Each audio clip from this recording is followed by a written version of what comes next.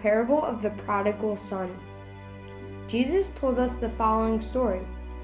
There was a man who had 2 sons.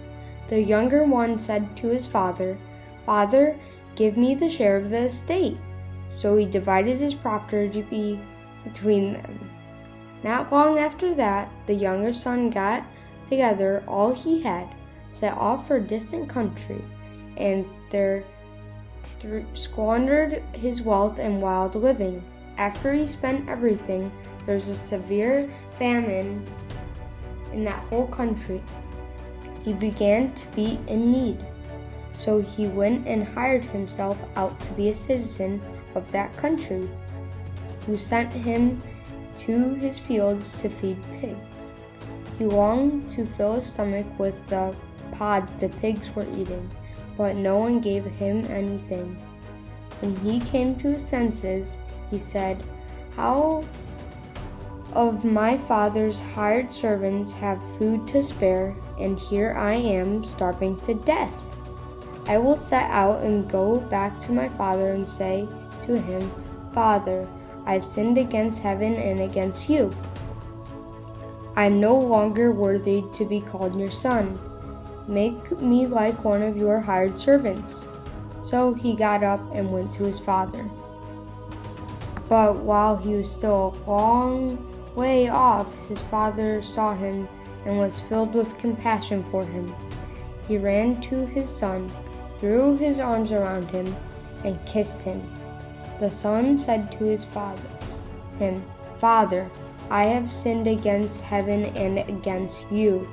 I am no longer worthy to be called your son." But the father said to his servants, "Quick, bring the best robe and put it on him. Put a ring on his finger and sandals on his feet. Bring the fattened calf and kill it. Let's have a feast and celebrate. For this son of mine was dead and alive again. He was lost and is found." So they began to celebrate. Meanwhile, the older son was in the field. When he came near the house, he heard the music and dancing. So he called one of the servants and asked him what was going on.